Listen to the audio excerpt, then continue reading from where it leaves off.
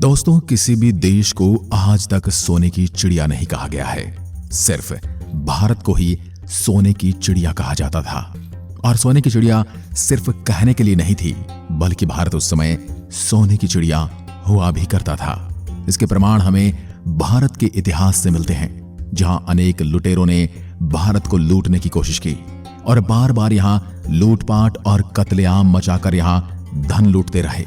चाहे मोहम्मद बिन कासिम हो, मोहम्मद गोरी हो, सिकंदर हो, या फिर अरब लुटेरे बाबर, हुमायूं, अकबर और औरंगजेब हो, या फिर पानीपत की तीसरी लड़ाई लड़ने वाला अहमद शाह अब्दाली हो, सभी को भारत में लूटपाट मचाने के लिए जाना जाता है। इनमें से कुछ लुटेरे तो बाद में शासक भी बन बैठे और भारत को सदियों तक संघर्ष करना पड़ा।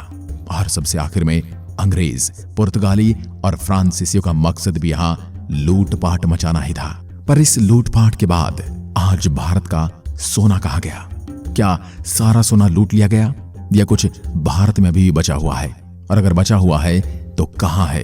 कुछ राजाओं ने अपने खजाने को लूटपाट से बचाने के लिए इन्हें कहीं पर छुपा कर रखा हुआ था, जिनमें से कईयों को तो बाद में ढूंढ लिया गया है और कई आज भी जमीन के नीचे दफन है।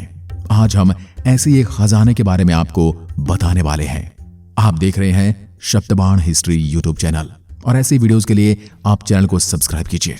और किसी टॉपिक पर आप वीडियो देखना चाहते हैं तो वो हमें सजेस्ट भी कीजिए। तो वीडियो शुरू करते हैं। भारत में कई ऐसी जगह जहां बेशकीमती चीजें देखने को मिलती हैं, लेकिन आज मैं आपको एक ऐसे किले के बारे में बताने वाला हूं जहां आज भी आपको शाही खजाना देखने को मिलेगा। आइए जानते हैं उस राज के बारे में जब एक ठोकर लगने से मिला था करोड़ों का खजाना, क्योंकि ये एक खास कोड के साथ खुलता है। आपको यकीन नहीं होगा कि जैसे सेफ्टी इस खजाने की भारत में है, वैसे आपको अमेरिका जैसे देश में भी किसी बड़े बैंक की सेफ्टी देखने को नहीं मिलेगी। आज तक जिस तरह से इस खजाने को छिपा कर रखा गया है, उसे विज्ञान तक नहीं समझ पाया है। यह किला ग्वालियर का किला है, जिसके वर्तमान महाराज बीजेपी नेता ज्योतिरादित्य सिंधिया है। किले के बारे में जानने से पहले आपको सिंधिया राज परिवार के बारे में पता होना चाहिए। सिंधिया एक हिंदू मराठा राजघराना है, जिसे ग्वालियर पर 18वीं से 19वीं सदी तक राज किया है। सिंधिया शब्द मराठी के सिंधे का अपभ्रंश रूप है। जब 1947 में भारत आजाद हुआ था, तब सिंधिया राज परिवार के लोग राजनीति में आ गए। 17वीं से 18वीं शताब्दी के बीच ग्वालियर के किले से ही सिंधिया परिवार पूरे भारत पर शासन कर रहा था। ग्वालियर का किला इसी परिवार के हथियार और खजाने छिपाने का स्थान रहा है, और पुराने समय से ही इस किले में जमीन के नीचे बने गुप्त तहखाने में खजाने छिपाए गए थे। इस बात का पता कुछ गिने चुने लोगों को था। इस तहखाने को गंगाजली नाम से भी जाना जाता है। इस जगह पर खजाना रखने का मुख्य उद्देश्य युद्ध, अकाल और संकट के समय में उपयोग करने के लिए था। जब खजाने से तहखाना भर जाता था तो उसे एक खास शब्द से सील किया जाता था और फिर नए तहखाने में खजाना रखा जाता, लेकिन कोड केवल राजा ही जानता था। इस कोडवर्ड को बोलते ही तहखाने अपने आप खुल जाते हैं। बाद में कोडवर्ड महाराज अपने उत्तराधिकारी को बताते हैं और सदियों से यही परंपरा चली आ रही है। साल 1857 में किले पर रानी झांसी का अधिकार हो गया था, लेकिन बाद में ये अंग्रेजों के कब्जे में चला गया। महाराज जयाजीराव अपने खजाने को लेकर निश्चिंत थे, क्योंकि वो जानते थे खजाने को खोज पाना किसी के लिए भी मुमकिन नहीं है। और ऐसा ही हुआ, किसी को भी खजाना नहीं मिला। लेकिन जैसे किला अंग्रेजों के हाथ लगा तो जयाजी को लगने लगा कि कहीं अंग्रेज खजाने तक न पहुंच जाए। 1886 में फिर से अंग्रेजों द्वारा किला सिंधिया परिवार को सौंप दिया गया। तब जाकर जयाजीराव को चैन की सांस आई। माधवराज तब तक बहुत छोटे थे जब जयाजीराव का निधन हुआ था, इसलिए उन्हें कोड नहीं मिल पाया।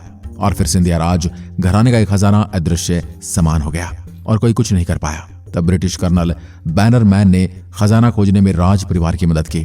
कर्नल ने किले की छानबीन की, तब उसे एक तहखाना मिला, जिसका खजाना देखकर लोगों के होश उड़ गए। ये केवल एक खजाना ही था, जिसमें इतना ज्यादा खजाना छिपाया गया था कि देखने वालों की आंखें खुली की खुली रह गई। इस खजाने में 6 करोड़ 20 लाख सोने के सिक्के थे, लाखों चांदी के सिक्के और हजारों की संख्या में बेशकीमती रत्न, मोती, हीरे निकाले गए थे। ये तो केवल एक ही खजाना था, जबकि उस किले में ऐसे और भी कई तहखाने थे जहां गंगाजली खजाना छिपा हुआ था। जब यह खजाना मिला तो कुछ साल के लिए खजाने की खोज को बंद कर दिया गया। माधवराव बड़े हुए और उनका राज तिलक हुआ, तब उसने दूसरे तहखाने को खोजना शुरू कर दिया, लेकिन उन्हें कुछ नहीं मिला। फिर एक दिन ऐसा आया जब उन्हें सिर्फ एक ठोकर लगने से करोड़ का खजाना मिल गया। हुआ यह था कि एक दिन माधव राव किले के पुराने गलियारे में घूम रहे थे। तब वहां से उनका पैर फिसला और उन्होंने खुद को बचाने के लिए खंबे का सहारा लिया। लेकिन ये एक खंबा अपनी जगह से हिल गया और वहां से एक दरवाजा खुल गया। तब माधव राव ने अपने सिपाहियों को बुलाया और तहखाने की खोज की। तब वहां से उन्हें 2 करोड़ चांदी के सिक्कों के साथ अन्य बहुमूल्य रत्न मिले। इसके बाद माधव राव ने यह निर्णय लिया कि वे कभी भी अपने धन को इस तरह से नहीं छिपाएंगे। इसके बाद माधव राव ने खजाने को रुपए में बदला और कई कंपनियों में निवेश किया। सन 1920 में जब टाटा ग्रुप की आर्थिक हालत ठीक नहीं थी, तब कंपनी के संगठनों ने राजा से आर्थिक मदद का निवेदन किया था। राजा ने मदद करने के लिए हाथ आगे किया और इस तरह माधव राव और सिंधिया घराना टाटा में सबसे बड़े निवेशक के तौर पर बन गए।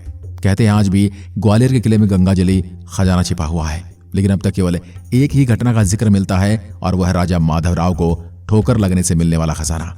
अब उनके बाद उनके उत्तराधिकारियों ने भी हो सकता है कि खजाना ढूंढने की कोशिश की होगी, लेकिन उसके कोई प्रमाण नहीं मिलते। और खजाना मिला भी हो तो हो सकता है उन्होंने किसी को बताया नहीं है। इसलिए हम इतना कह सकते हैं कि सिंधिया परिवार के ग्वालियर किले में आज भी वो तहखाने छिपे हुए हैं जिनमें असीम खजाने का भंडार छिपा हुआ है। इसके बारे में आप क्या सोचते हैं, हमें कमेंट में लिखकर जरूर बताइए। एक बार फिर मिलते हैं, तब तक के लिए नमस्कार।